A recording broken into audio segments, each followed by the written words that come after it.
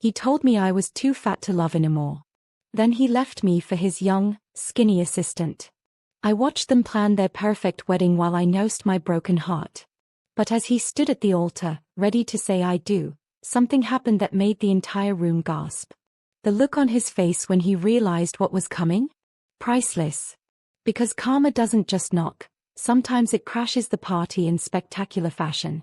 And I had front row seats to watch his perfect day shatter into a million pieces. Before we dive into this story of betrayal and sweet, unexpected justice, take a moment to tell me where you're watching from. Your stories and perspectives make this community what it is, and I'm grateful for each one of you joining me today. If you haven't already, hit that subscribe button and notification bell so you never miss a new story. Now, settle in, because what you're about to hear will take you on an emotional journey you won't forget. I stared at my reflection in the bathroom mirror, barely recognizing the woman looking back at me. My face was fuller, my lab coat tighter across my chest and hips. The weight gain had been deliberate, part of my research project studying metabolic disorders, but the toll it was taking on my marriage wasn't part of the plan. Rebecca? Are you ready yet? Michael called from the bedroom. The reservation is for 8, and you know how Marcus gets about his tables. Just finishing up, I replied, struggling with the zipper on my dress, a sleek black number that had fit perfectly 6 months ago. My fingers trembled slightly as I tugged, the fabric straining against my new curves. Michael appeared in the doorway, already immaculately dressed in his tailored suit, his dark hair perfectly styled. He was handsome in that effortless way that turned heads when we walked into rooms together. At least, that's how it used to be. His eyes narrowed as he watched me struggle with the zipper. Jesus, Becca. That dress clearly doesn't fit anymore. Don't you have something else? The casual cruelty in his voice made me flinch. It's fine. I just need. It's not fine, he sighed, checking his watch. We don't have time for this. Wear something that actually fits. You know Marcus is bringing potential investors tonight. I swallowed hard, fighting back the burning sensation behind my eyes. This is temporary, Michael. The research project is. Is it? He raised an eyebrow, his voice cooling to that clinical tone he used when discussing disappointing quarterly results. Because from where I'm standing, you seem pretty comfortable letting yourself go. This whole research thing feels convenient. The words landed like a slap. 6 years of marriage, and somehow I'd become an inconvenience, an embarrassment. That's not fair. You know how important this project is. We're close to a breakthrough that could help thousands of people with metabolic disorders. Well, you've certainly committed to the role, he muttered, turning away. Just hurry up and find something presentable. I'll wait in the car. The door closed behind him with a soft click that somehow hurt more than if he'd slammed it. I sank onto the edge of the bathtub, my hands shaking. When had we become this? When had his love become conditional on my waistline? I changed into a flowing emerald dress with an empire waist, one of the new pieces I'd bought to accommodate my changing body. It was beautiful, but wearing it felt like an admission of defeat. Dinner was excruciating. Michael charmed everyone at the table while I sat quietly beside him, acutely aware of the space I occupied. Twice, he subtly nudged my hand away from the bread basket. By dessert, I excused myself to the restroom just to escape the tension. When I returned to our empty apartment later that night, Michael was already in the shower. His phone buzzed on the kitchen counter. I'd never been the type to snoop, but something, intuition, perhaps, made me glance at the screen. A message notification from someone named Kate with a heart emoji next to her name. Can't wait to see you tomorrow. Wear the blue tie I got you. You look so sexy in it. My stomach clenched as I picked up the phone. Michael never locked his devices. We have nothing to hide from each other, he'd always said. 3 swipes, and I was scrolling through months of messages between my husband and a woman I'd never heard him mention. Miss you already. Last night was amazing. When are you going to leave her? The timestamps on some messages corresponded with nights Michael claimed to be working late. Pictures she'd sent showed a young blonde woman, beautiful in that polished, effortless way that seemed impossible to achieve in real life. In one photo, she wore a familiar silver bracelet, the one I thought Michael had bought for my birthday but had gotten lost in delivery. The shower stopped. I stood frozen, the phone still in my hand, as Michael walked into the kitchen with a towel around his waist. "What are you doing with my phone?" he asked, his voice dangerously quiet. I looked up, meeting his eyes. "Who's Kate?" His expression shifted from surprise to anger to something worse, relief. "You weren't supposed to find out like this." "Find out what, exactly? That you've been cheating on me? That you've been lying to my face for months?" My voice was steadier than I expected, considering how violently my heart was pounding. "It's not that simple, Becca." "Really? Because these messages seem pretty straightforward." I held up the phone, displaying a particularly explicit exchange from the previous week. Michael snatched the phone from my hand. "This isn't how I wanted to have this conversation." "And how, exactly, did you want to tell me you've been sleeping with someone else?" The shock was giving way to anger now, hot and clarifying. He ran a hand through his damp hair, looking somehow annoyed, as if I'd created this inconvenience. "It just happened, okay? Kate is my new marketing coordinator. We started working late together, and things evolved." "Evolved? Like you evolved the ability to lie to my face every day?" I was shouting now, months of tension finally erupting. "Like you evolved the skill to buy her gifts with our joint account." "You want the truth? Fine." His jaw tightened, something hardening in his eyes. "I'm not attracted to you anymore, Rebecca. Being with you lately feels like settling. Kate makes me feel alive again." The room seemed to tilt slightly. "Because I gained weight for a medical research project? That's all it took to erase 6 years together." "It's not just the weight," he said, though his eyes flickered down to my body in a way that made it clear that was exactly what it was. "You're always at the lab. You're obsessed with your research. You stopped making an effort." "Making an effort?" I repeated, incredulous. "I'm trying to develop a treatment that could help millions of people. And I'm supposed to put my life on hold while you do that?" Michael shook his head. "I deserve to be happy too, Rebecca." "So your happiness requires betraying me? Lying to me? Making me feel worthless?" "That's not what He stopped, seeming to recalibrate. "Look, I think we both know this marriage has been over for a while. Kate and it's serious. I'm moving out." As he walked past me toward our bedroom, something inside me broke open. I followed him, watching as he pulled a suitcase from our closet. "How long?" I asked, my voice hollow. "How long have you been planning to leave?" He didn't answer, methodically folding his designer shirts into the suitcase. I yanked open his nightstand drawer, looking for I don't know what, more evidence, perhaps. Instead, I found a jewelry store receipt dated 3 months ago. Long before my body had changed significantly. Long before the late nights at the lab. "You bought her an engagement ring in February," I said, the paper trembling in my hand. "You've been planning this for months." Michael finally had the decency to look ashamed, but only for a moment. "I didn't want to hurt you." I laughed then, a broken sound that surprised us both. "Well, you failed spectacularly at that."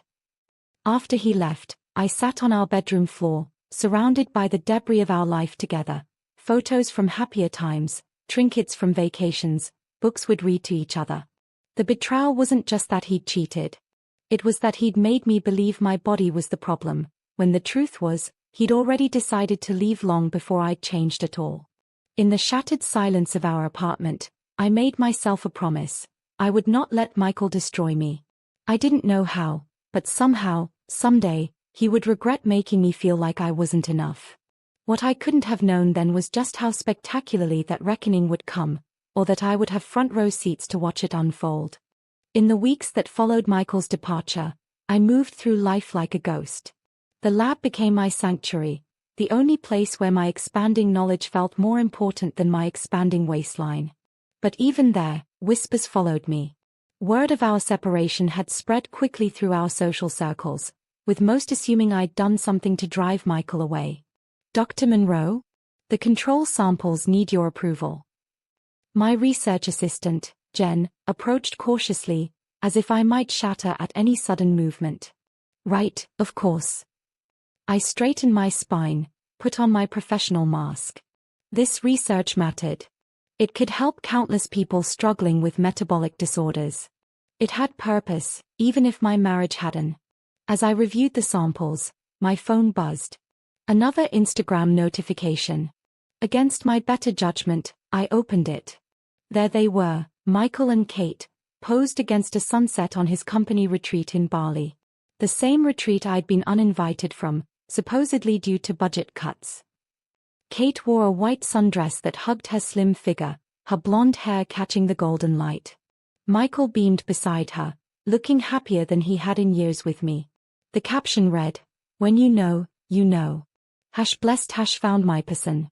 My stomach clenched as I scrolled through the comments.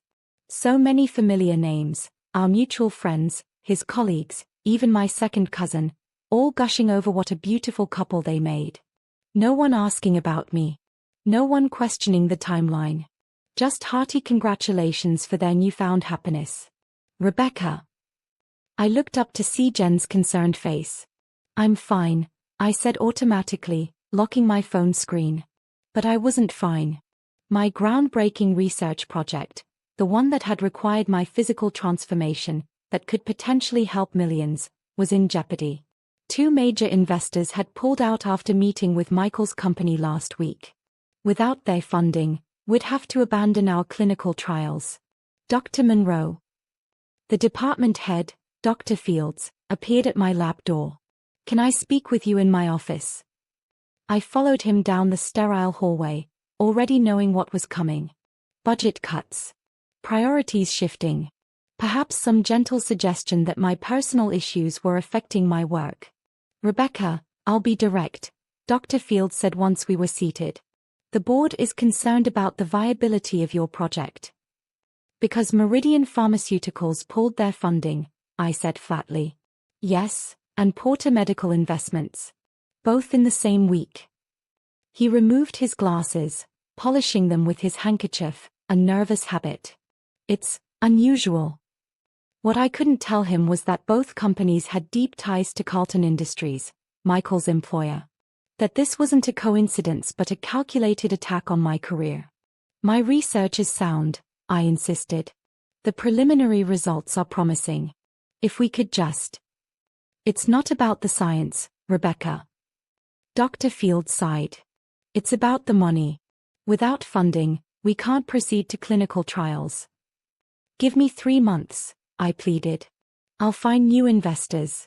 I'll present at the International Metabolic Research Conference. My results will speak for themselves."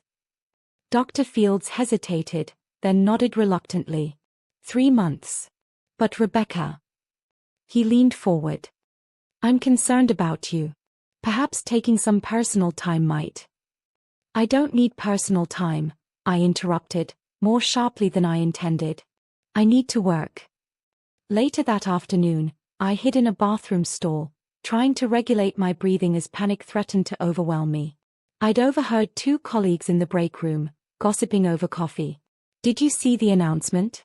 Michael and that marketing girl, engaged after only 2 months. Talk about a whirlwind romance." Poor Rebecca. Imagine being left for someone 10 years younger. Well, you know how she's let herself go lately. For that research project, supposedly. Still, announcing an engagement so quickly is tacky. The ink on the separation papers is barely dry. I pressed my fist against my mouth to stifle a sob. Michael hadn't just taken my husband and my dignity, he was methodically dismantling my life's work. The timing of the funding withdrawals, the whispers in professional circles questioning my stability, the subtle undermining of my research methods. This wasn't just a bad breakup, it was sabotage. The bathroom door opened, and I held my breath, hoping whoever had entered wouldn't notice my shoes under the stall. "Rebecca? Are you in here?" The voice belonged to Dr. Amora Singh, the brilliant neurologist whose office was across from my lab. I reluctantly opened the stall door, knowing my red-rimmed eyes betrayed me. "I thought I saw you come in here," she said gently. And you've been gone for 40 minutes. I tried to laugh, but it came out as a strangled sound. Just a minor breakdown. I'll be fine. Amora's dark eyes studied me with uncommon perception. Come to my office. I have tea. Too exhausted to argue, I followed her. Her office was a stark contrast to the sterile lab spaces, warm, with books lining the walls and a small electric kettle in the corner. She handed me a steaming mug that smelled of cardamom and ginger. I know what's happening, she said without preamble. Everyone knows, I replied bitterly. My husband left me for his younger, thinner colleague. Office Gossip 101. No. Amora shook her head. I mean with your funding. With the sudden interest certain companies have taken in discrediting your research methods. I stared at her, shocked. You're not the first woman scientist whose personal life has been weaponized against her career, Rebecca. Amora sipped her tea. 7 years ago, my ex-husband nearly destroyed everything I'd worked for. He was threatened by my success, so he used his connections to question my research ethics. It almost worked. What did you do? I whispered. A slow smile spread across her face. I stopped playing defense. I realized I had two choices: let this destroy me, or use it as fuel to become something extraordinary. And 3 years later, I won the Lasker Award. My ex-husband was sitting in the audience as my guest. His company had sponsored the ceremony. She set down her cup. Sometimes, Rebecca, the best revenge isn't just success. It's making them witness it up close. I stared into my tea, something shifting inside me. My funding will come from new sources. Better ones. Amora stood, retrieving a file from her desk. The International Metabolic Research Conference is in 3 months. The deadline for speaker applications is tomorrow. She handed me the file. Inside was a completed application for a featured presentation slot, with my name on it. Why would you help me? I asked, genuinely puzzled. Because your research is brilliant. Because science is better when voices like yours aren't silenced. She smiled again. And because I believe in karma. That night, I stood before my bathroom mirror again. But this time, I didn't see failure reflected back at me. I saw determination. Michael hadn't just taken my husband, he was threatening my life's work, my purpose. That ended today. The lab hummed with energy at 2 a.m., long after everyone else had gone home. I'd found a certain peace in these late hours. Just me, my research, and the gentle whirring of equipment. No pitying glances. No whispers. Here, in the soft glow of computer screens, I was Dr. Rebecca Monroe again, not Michael's ex who let herself go. Cellular response increased by 72%, I murmured, staring at the results on my screen. I ran the test again. Same results. My hands began to tremble. This wasn't just promising, it was revolutionary. 4 months, I'd been developing a compound that could potentially reprogram how cells store and process fat, a breakthrough for conditions like diabetes, POS, and the metabolic disorder that had affected my mother for decades. The weight I'd gained had been part of the methodology. I'd altered my own metabolism, documenting every change, every cellular response. My body had become both laboratory and data point. Michael had called it letting myself go. In reality, I had been getting closer to a breakthrough that could help millions. I reached for my phone to call someone, then remembered it was 2 a.m. And who would I call, anyway? Michael had been my person for so long that I'd forgotten how to share triumphs with anyone else. Instead, I did something I hadn't done in weeks. I took a selfie. Not for social media, not to prove anything to Michael, but for me. To capture this moment when I remembered who I was beyond the labels others had given me. In the photo, my face looked different, fuller, yes, but also alight with something that had been missing for too long. Purpose. Pride. The fluorescent lab lights weren't flattering, my hair was messily piled on top of my head, and my lab coat strained slightly at the buttons. I looked like a scientist on the verge of discovery. I looked alive. The next morning, running on 2 hours of sleep and too much coffee, I nearly collided with Dr. Fields in the hallway. "Rebecca, I was just coming to see you." He seemed uncharacteristically animated. "Have you seen the journal submissions for next month? Dr. Victor Reed is publishing a paper on metabolic reprogramming. His approach sounds remarkably similar to your." "What?" I snatched the journal preview from his hands, scanning the abstract. My blood ran cold. The methodology wasn't identical to mine, but close enough. A pharmaceutical approach to metabolic reprogramming that could undercut years of my research. "Who is this Reed? I've never heard of him." Dr. Fields adjusted his glasses. "New hire at Meridian Pharmaceuticals Research Division. Fast-tracked through peer review, apparently." Meridian. The same company that had pulled my funding after meeting with Michael's firm. "This is impossible," I whispered. His timeline, to achieve these results, he would have needed to start this research years ago, yet there's no previous publication trail. "Perhaps he's been working in private industry," Dr. Fields suggested. "The point is, Rebecca, if Reed's approach works, it could make your methodology obsolete before you even secure new funding." I felt a cold, clarifying anger replace my shock. "I need to see everything we have on Reed and Meridian's research division." 3 hours later, surrounded by papers and browser tabs, the picture became alarmingly clear. Dr. Victor Reed had appeared out of nowhere 6 months ago, hired directly by Meridian after a confidential recommendation from Carlton Industries, Michael's company. "He's using my research," I said to Amora when she found me buried in papers. "Not directly plagiarizing, but building on early concepts that were only in my preliminary reports that Michael had access to." Amora leaned against my desk, arms crossed. "Can you prove it?" "Not definitively. He's been careful." I rubbed my temples. "But the timing is too convenient. And look at this." I pointed to a press release announcing Reed's upcoming presentation at the International Metabolic Research Conference, the same conference where I plan to present. "He's going to beat me to publication," I said, the realization settling in my stomach like a stone. "Everything I've worked for." "Not if we move faster," Amora replied, a determined glint in her eye. "When was the last time you slept properly?" I waved dismissively. "Sleep is for people whose ex-husbands aren't trying to steal their life's work." She laughed, but her expression quickly turned serious. "Rebecca, you can't fight this if you're running on fumes. Go home. Rest. Come back tomorrow with a clear head, and we'll develop a strategy."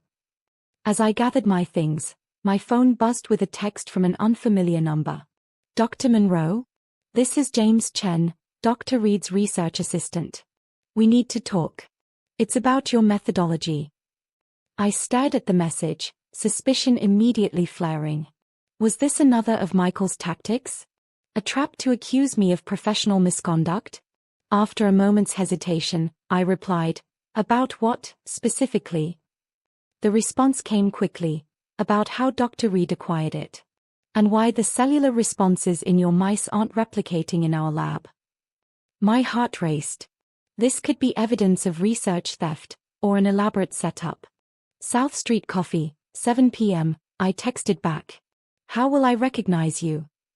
"I'll be wearing a blue MIT hoodie." "And Dr. Monroe?" "Come alone. My position is already compromised." That evening, I found myself sitting in a corner booth at South Street Coffee, scanning each person who entered. Finally, a young man in a worn MIT hoodie approached, clutching a laptop bag with white-knuckled hands. "Dr. Monroe." His voice was barely above a whisper. "I'm James Chen."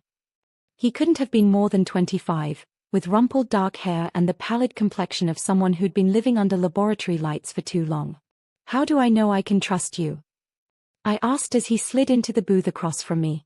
James's eyes darted around the cafe. "You can't. But right now, I'm the only ally you've got inside Meridian." He opened his laptop, angling it away from the rest of the cafe. 3 weeks ago, Dr. Reed handed me this research proposal to develop. He claimed it was his original work. On the screen was a methodology nearly identical to my early research, with critical components missing.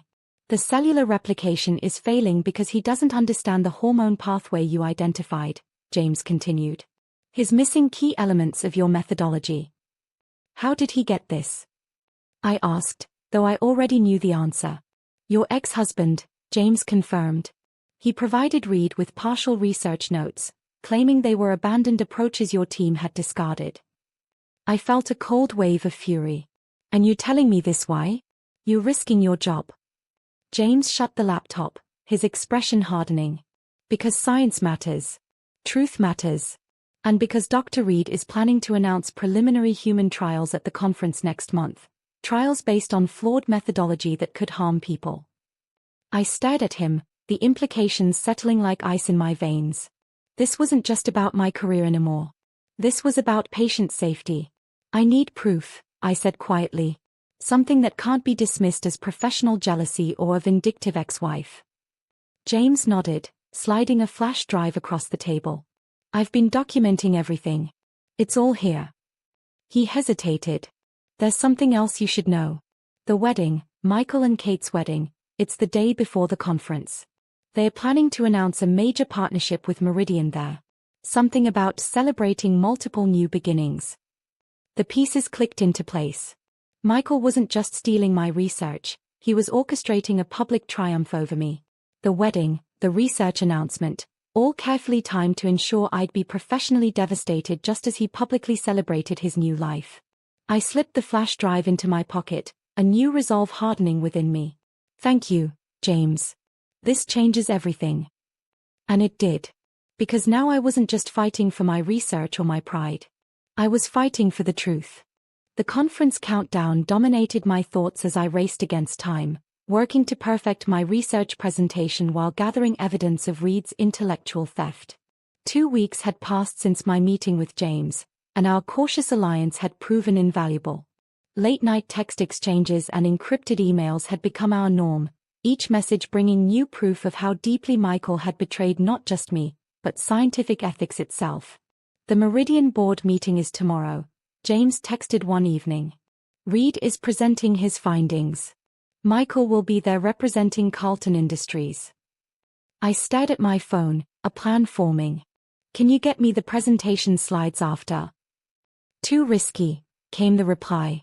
But I can tell you this, Reed doesn't understand the glucocorticoid pathway your research identified. His presentation has fundamental flaws. This was both validating and terrifying. Reed was proceeding with a flawed methodology, potentially putting future patients at risk, while Michael facilitated the fraud for corporate gain. A knock at my apartment door interrupted my thoughts. I wasn't expecting anyone. Through the peephole, I saw Amora holding a garment bag and what appeared to be takeout. Intervention time, she announced when I opened the door. You haven't left this apartment except for work in 2 weeks. I've been busy, I protested, gesturing to the research papers covering every surface. And now you're going to be busy trying on this dress. She hung the garment bag on my bookshelf. The department fundraiser is tomorrow night.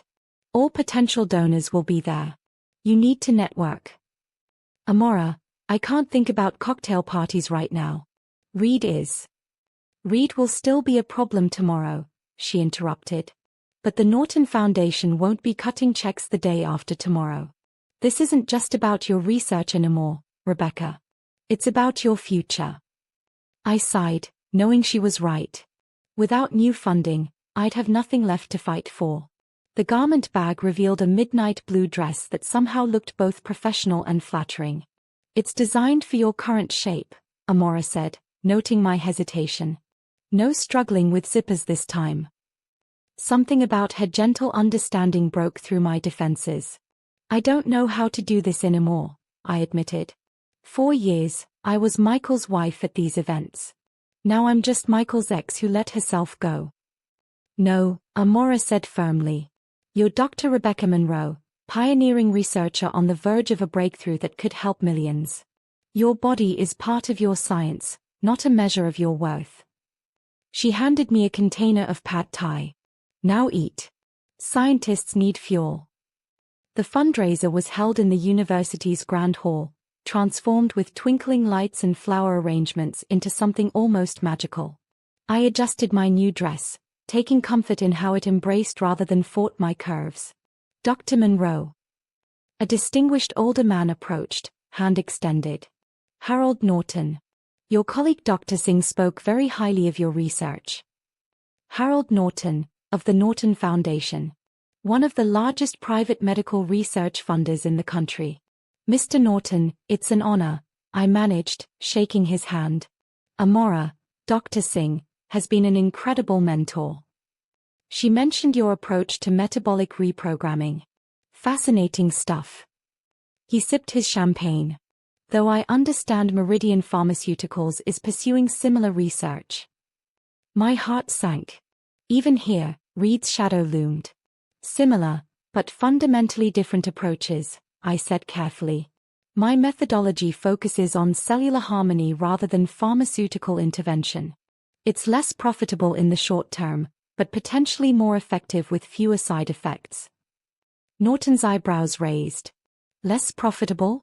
That's an unusual selling point, Dr. Monroe. I'm not interested in selling anything, Mr. Norton. I'm interested in curing people.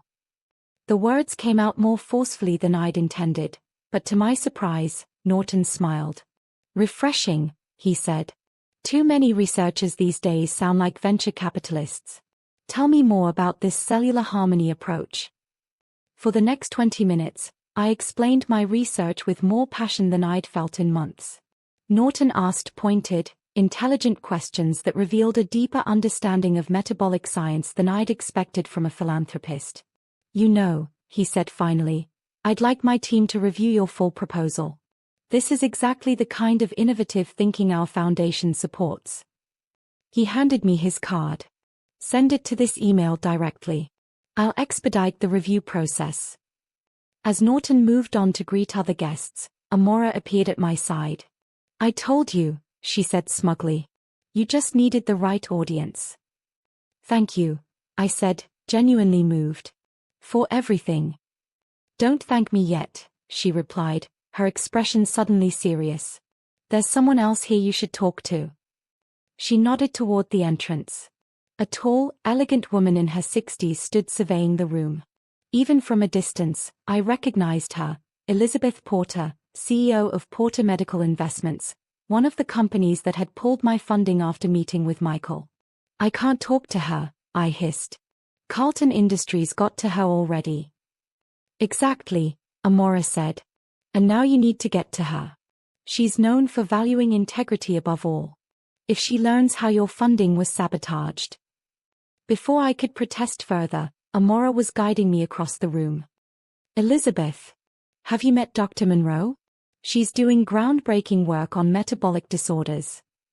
Elizabeth Porter's piercing gaze assessed me. Dr. Monroe. Yes, I recall your proposal. Quite promising, as I remember. Though our board ultimately decided to pursue other opportunities. After meeting with Carlton Industries, I understand, I said, meeting her eyes directly.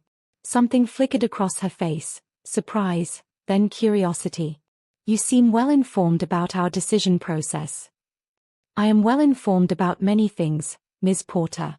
Including why Meridian's research under Dr. Reed will ultimately fail. I took a breath. Would you be interested in hearing why? A small, appreciative smile curved her lips. Indeed I would, Dr. Monroe. Perhaps we could discuss it over coffee next week. I'd be delighted, I replied, exchanging contact information. As Elizabeth moved away, my phone buzzed with a text from James.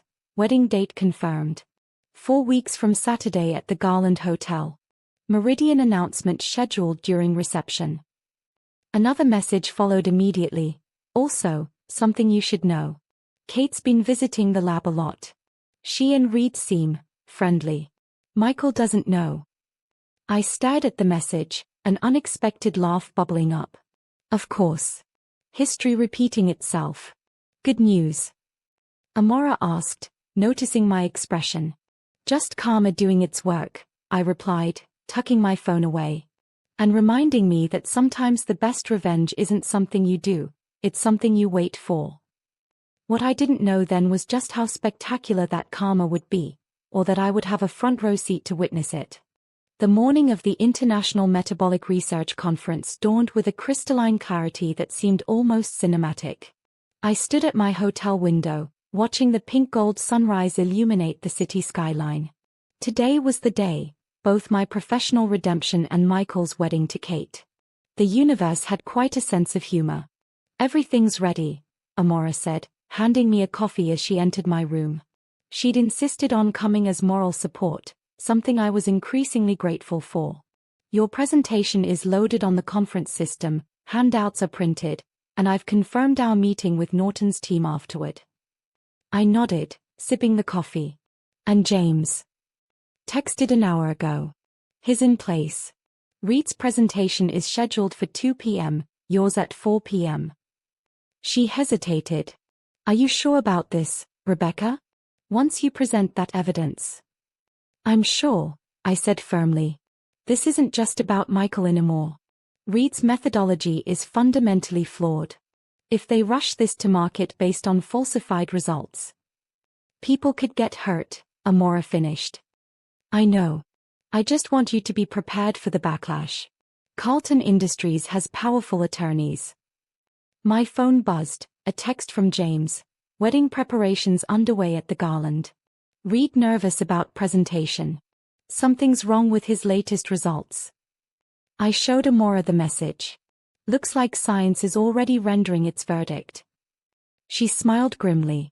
"Still, we should have contingency plans. I've asked Norton to bring his legal counsel to our meeting, just in case." As we gathered our materials and headed for the conference center, I felt strangely calm. 6 months ago, I'd been devastated by Michael's betrayal. Now, I was walking into one of the most prestigious scientific forums in the world, prepared to present research that could help millions. The conference buzzed with energy, hundreds of brilliant minds exchanging ideas, challenging assumptions, expanding human knowledge. I moved through the registration area, collecting my speaker badge, when a familiar voice froze me in place. "Dr. Monroe."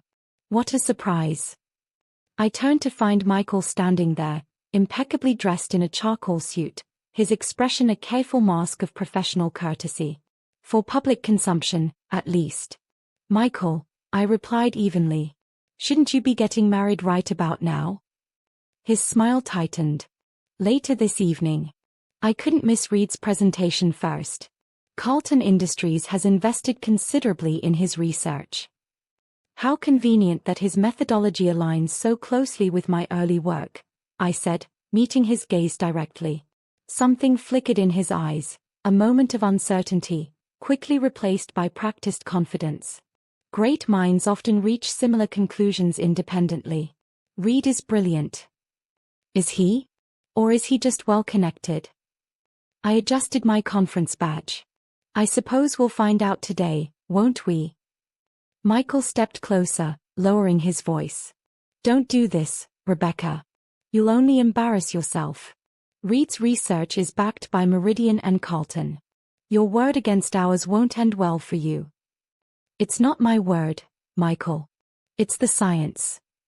I smiled. And unlike loyalty, science can't be bought. Before he could respond, Amora appeared at my side. "Dr. Monroe, Norton's team is looking for you." She nodded coolly at Michael. "Mr. Carter. Best wishes on your wedding. I understand it's quite the event." Michael's jaw tightened as we walked away. "He seems nervous," Amora observed. "He should be," I replied. The morning sessions passed in a blur of anticipation. At lunch, James found us in the conference center courtyard, looking pale and agitated. "Reed's panicking," he whispered, sitting down with us. "The latest trial results show cellular degradation in 40% of samples, exactly what you predicted would happen with his incomplete methodology." "Is he going to acknowledge the flaws?" I asked. James shook his head. "He's modifying his presentation to exclude those results. Michael's pressuring him to focus only on the successful trials." "That's scientific misconduct," Amora said sharply. "I have the original data here," James said, sliding a flash drive across the table. "All date stamped and authenticated." I pocketed the drive, feeling its weight like a grenade. Thank you, James. You've put yourself at significant risk. He smiled wryly. My conscience was becoming inconvenient anyway. His phone buzzed. That's Reed looking for me. I should go. As James hurried away, Amora turned to me. Ready to make scientific history? Not yet, I replied, checking my watch. First, I need to make a call. 20 minutes later, I hung up with Elizabeth Porter, my hands shaking slightly with adrenaline. She's sending her entire executive team to my presentation. If Norton's people verify my findings, Porter Medical is prepared to fully fund clinical trials. Rebecca, that's incredible. Amora squeezed my arm. But what changed her mind? She was interested before, but this level of commitment. Let's just say she has personal reasons to be concerned about metabolic disorders. And about corporate ethics. I tucked my phone away. Also, she's had her own experiences with men like Michael. As the hour of Reed's presentation approached, the main conference hall filled to capacity. I slipped into a seat at the back, wanting to observe without being immediately visible to Reed or Michael.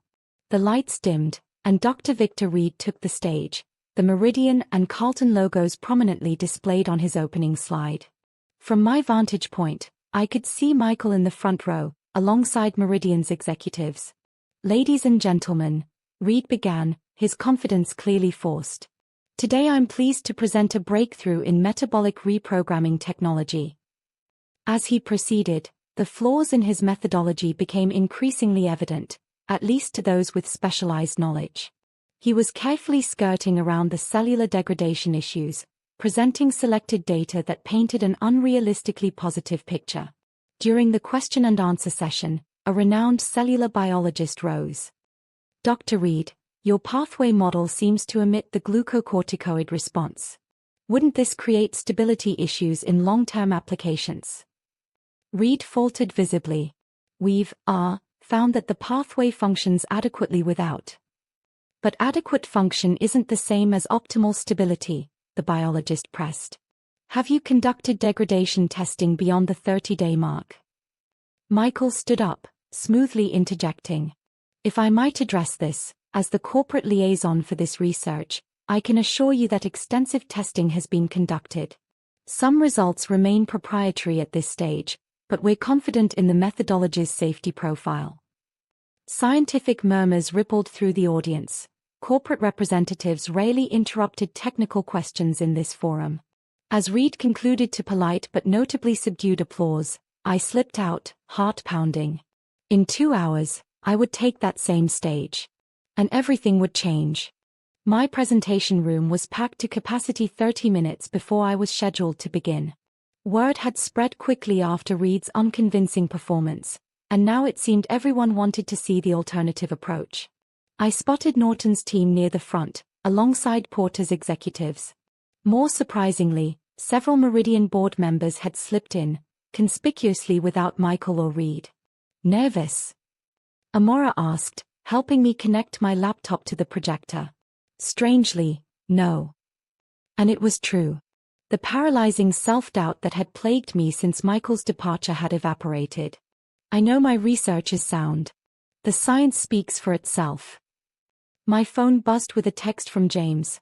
Wedding starting soon. Reception at 6. Reed disappeared after his presentation. Rumor is Meridian executives aren't happy. Michael looking for him. I smiled faintly, tucking my phone away. The pieces were falling into place without any orchestration on my part. Dr. Monroe.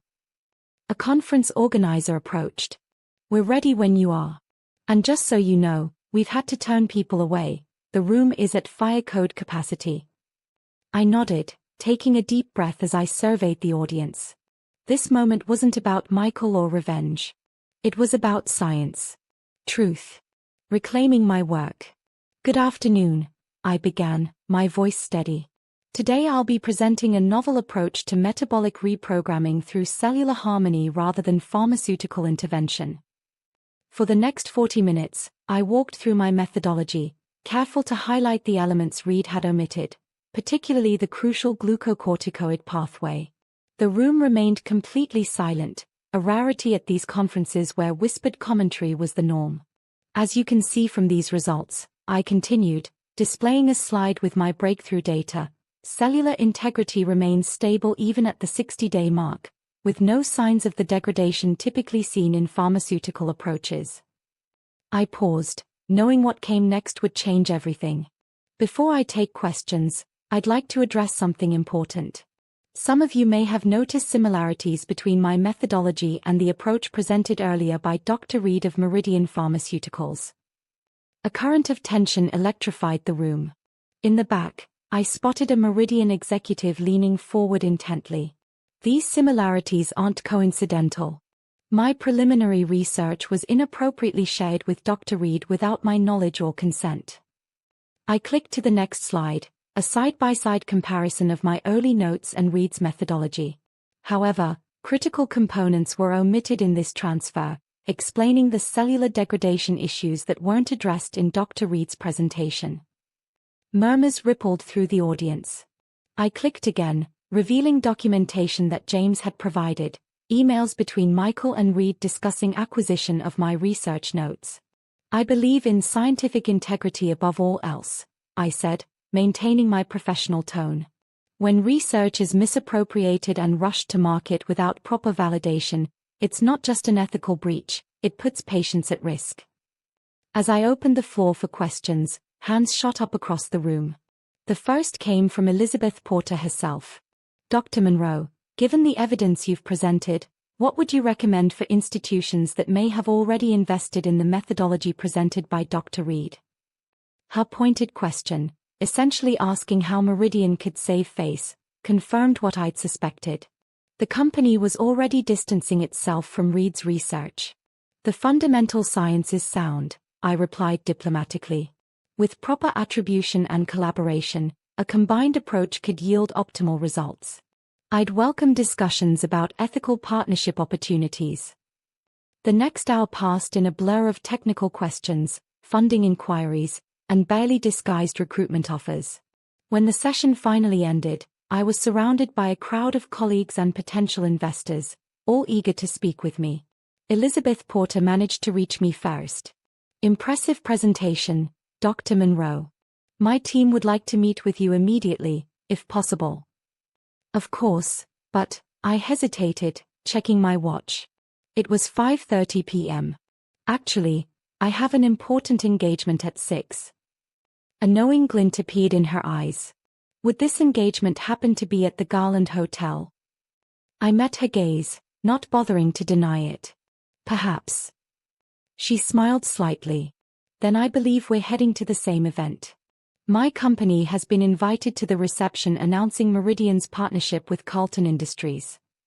She lowered her voice. Though I suspect that announcement may now be in jeopardy. Ms. Porter, are you suggesting? I'm suggesting, she interrupted smoothly, that we might arrive together. After all, I believe we'll have a partnership of our own to announce very soon. As we stepped outside, a sleek company car was waiting. Amora squeezed my arm before I got in. Go finish this, she whispered. I'll handle things here. The drive to the Garland took 20 minutes. 20 minutes in which Elizabeth Porter outlined a funding package that exceeded my wildest expectations. Contingent, of course, on one condition, she added as we pulled up to the hotel's grand entrance. Which is that you maintain complete creative control over your research. No corporate interference. Her smile was sharp. I've seen what happens when profit motives corrupt scientific integrity. I won't be part of that again. As we stepped from the car, the hotel gleamed before us, flowers, lights, and elegance at every turn. The wedding was clearly a lavish affair, with valets managing a steady stream of luxury vehicles and well-dressed guests flowing through the doors. Are you sure about this? Elizabeth asked, pausing at the entrance. It's not too late to leave. I gazed up at the hotel, thinking of Michael's cruel words about my body, his betrayal of our marriage, his theft of my research. But strangely, the anger had faded, replaced by something calmer, more certain. I'm not here for revenge, I said truthfully. I'm here for justice. There's a difference. As we walked through the doors, I spotted James waiting anxiously in the lobby. His face registered shock when he saw me with Elizabeth Porter. "Dr. Monroe," he hurried over. "You're just in time. They're about to begin the ceremony. But there's something you should know." At that moment, a commotion erupted from a room down the hall, raised voices, then the distinctive sound of breaking glass. James winced. "That's what I was trying to tell you. Dr. Reed is here. And he's drunk. And he just found out about Kate and the best man." The grand ballroom of the Garland Hotel had been transformed into a wedding fantasy, crystal chandeliers dripping with white orchids, tables adorned with elaborate floral arrangements, champagne fountains catching the golden light. It was exactly the kind of ostentatious display I would have expected from Michael and Kate. "The best man," I whispered to James as we hovered near the entrance, watching guests find their seats. "Who's the best man?" "Jason Winters," James replied. "Michael's deputy at Carlton. Apparently, he and Kate have been." He made a vague gesture. "Together. For months." I stifled an inappropriate laugh. So Kate was cheating on Michael. With his best man. While Michael was using me to advance Reed's career. And Reed was taking credit for my research. "It's like a scientific ethics violation crossed with a soap opera," Elizabeth Porter remarked dryly. A commotion at the side entrance drew our attention. Dr. Reed, looking disheveled and unsteady, was being quietly but firmly escorted out by hotel security. Behind them, a red-faced man I recognized as Meridian's CEO followed, frantically attempting damage control. "Should we?" James began, gesturing toward the scene. "No," I said firmly. "We're here to observe, not participate." Just then, the wedding planner appeared at the main doors, her professional smile strained at the edges. "Ladies and gentlemen, please take your seats. The ceremony will begin momentarily." Elizabeth Porter raised an eyebrow at me. "Shall we?" We slipped into seats near the back as the string quartet began playing. The gathered crowd was a who's who of corporate America, executives, investors, and a smattering of celebrities I recognized from Michael's networking events. None of our mutual friends appeared to be present. This wasn't a celebration of love, it was a business merger with flowers. The music shifted, and Michael appeared at the altar, handsome in his tuxedo but noticeably tense. His eyes kept darting to the side entrance where Reed had been escorted out. Beside him stood Jason, the best man and apparent lover of the bride, looking remarkably composed for someone participating in such a tangled deception. The bridal march began, and all heads turned to watch Kate glide down the aisle, a vision in designer white. Her dress probably cost more than my annual salary, her smile practiced to perfection. If I hadn't known better, I might have believed she was actually in love with the man waiting for her. As she took her place beside Michael, I noticed something odd. The best man's boutonniere was identical to Kate's bouquet, a detail that differed from the groom's simpler arrangement. A private joke, perhaps? A secret symbol of their connection? The officiant began with practiced solemnity. "Dearly beloved, we are gathered here today to celebrate the union of Michael Carter and Catherine Ellison." I tuned out the platitudes about love and commitment, instead observing the room. Meridian's executives were huddled near the back, engaged in urgent whispered conversation. Several kept checking their phones, expressions growing increasingly concerned. "Something's happening," James whispered, glancing at his own phone. "Reed is talking to reporters outside. Meridian's stock is dropping in after-hours trading." Elizabeth Porter received a text and showed it to me discreetly. "Partnership announcement cancelled. Meridian initiating internal investigation." Michael, oblivious to the corporate implosion happening behind the scenes, was reciting his vows with mechanical precision. "I, Michael, take you, Catherine, to be my lawfully wedded wife."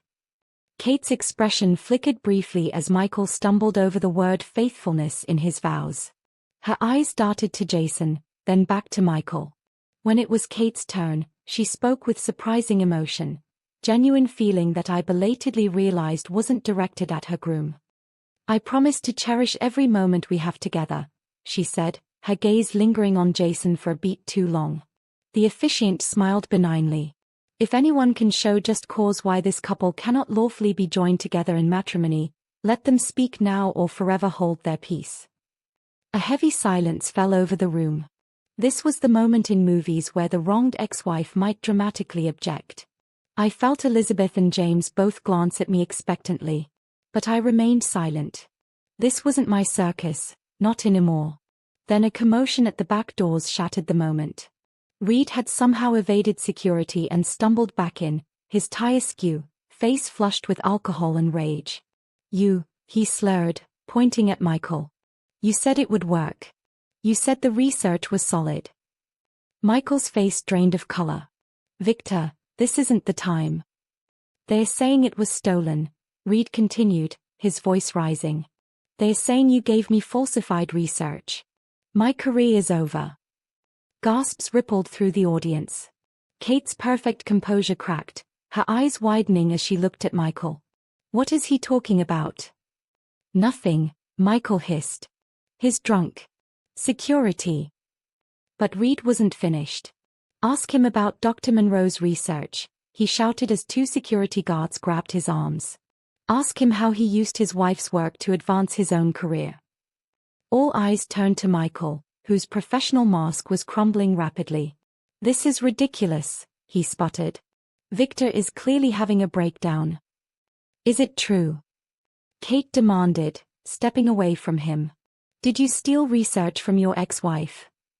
The assembled guests began to murmur, smartphones appearing as people Googled my name. I sank lower in my seat, not wanting to become the center of attention. "Catherine, please," Michael said through gritted teeth. "We can discuss this later. We're in the middle of our wedding." "Answer the question, Michael," she insisted, her voice hardening. "Was Reed using stolen research? Research that's now being discredited?" Michael's jaw worked as he calculated his options. "It's complicated," he finally said. "Rebecca's research was promising but incomplete. I merely facilitated." "You stole from her," Kate interrupted, her voice rising. "After everything you said about her, how she wasn't good enough, how she embarrassed you, it was you all along. You're going to destroy everything we've built." By everything, I realized she meant Carlton's stock value and their carefully cultivated social position, not any actual relationship. This wasn't a lover's quarrel, it was a business partner realizing their venture was collapsing. "Catherine," Michael grabbed her arm, his voice low and dangerous. "You need to calm down. Now." That's when Jason, the best man and Kate's apparent lover, stepped forward. "Take your hands off her, Michael." Michael turned slowly to face his supposed friend, comprehension dawning in his eyes. "You." The wedding planner was frantically trying to herd shocked guests away from the unfolding drama, while Meridian executives were already heading for the exits, phones pressed to their ears. And all I could think, watching the elaborate facade crumble, was how grateful I felt to be free of it all.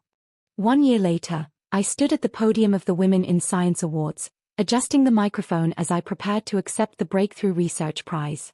The audience, brilliant minds from across the scientific community, applauded warmly. "Thank you," I began, taking in the moment. "This award recognizes our team's work on metabolic reprogramming therapy, which has now entered its second phase of clinical trials. But the journey here wasn't just about cellular pathways, it was about finding my own path forward when everything seemed lost." From my vantage point, I could see Amora in the front row, beaming with pride. Beside her sat James, who had joined my research team after the Meridian scandal and proved himself an exceptional scientist. Elizabeth Porter occupied a place of honor as our primary investor, her faith in my research vindicated by our preliminary clinical results. "Science teaches us that transformation isn't always linear," I continued. "Sometimes we need to break down before we can rebuild. Sometimes what looks like failure is actually redirection." My gaze drifted to the back of the room, where a solitary figure stood watching, Michael. Thinner now, his once impeccable suit slightly rumpled, he had requested to attend tonight. After some deliberation, I had agreed. When my research was nearly derailed last year, I learned that integrity isn't just a scientific principle, it's a way of living. Truth eventually emerges, in laboratories and in life. The fallout from the wedding disaster had been swift and comprehensive. Michael and Kate never completed their vows. Meridian Pharmaceuticals had severed all ties with Carlton Industries and initiated a very public ethics investigation. Reed's academic credentials were under review by his alma mater. And Michael's career, built on connections and appearances, had imploded spectacularly. Last week, he had emailed me requesting coffee. We met at a quiet cafe near my lab, neutral territory. He looked diminished somehow, humbled by circumstance in a way I once couldn't have imagined. "I'm sorry," he had said simply, after several minutes of awkward small talk. "For everything." I studied him, searching for the manipulation behind the apology. But found only resignation. "Why now, Michael?" "Because I've lost everything that I thought mattered," he replied. "My career, my reputation. And I've had a lot of time to think about what actually does matter." He hesitated. "You were doing important work, and I tried to use it for my own gain. I betrayed you, in every possible way." I nodded, allowing his words to settle between us. "Yes, you did. I don't expect forgiveness," he continued. "But I wanted you to know I understand now. What I did. Who you are." In that moment, I realized something profound. His opinion of me no longer mattered. His approval or disapproval carried no weight. I was free of him in the deepest possible way. Now, finishing my acceptance speech, I felt that same freedom. To anyone facing obstacles that seem insurmountable, remember, your value isn't determined by others' perception. Your work matters. Your voice matters. Your body, in whatever form it takes, is not a measure of your worth. It's simply the vessel carrying your brilliant mind through this world. The applause was thunderous. As I stepped away from the podium, I caught Michael's eye one last time. He nodded slightly, an acknowledgement, not of what he had lost, but of what I had become. Later that evening, as James and I walked along the waterfront, he asked, "Was it difficult, seeing Michael again?" I considered the question carefully. "No," I replied honestly. "It was like looking at an old photograph of someone I used to know. I felt nothing." James smiled, taking my hand. "That's how you know you've truly moved on." And he was right. The greatest victory wasn't watching Michael's perfect day shatter into a million pieces. It wasn't even the professional recognition or research breakthrough.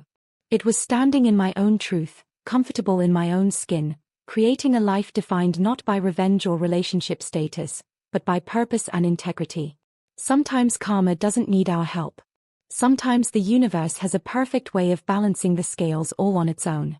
And if we're patient enough, we might just get front row seats to watch it happen, while we're busy becoming exactly who we were always meant to be. But enough about me, I'd love to hear your story. Have you ever witnessed karma deliver unexpected justice? Share in the comments below. And if this story touched you, don't forget to subscribe and join our community. Because sometimes the most powerful thing we can do is simply share our truths with each other. Thank you for watching.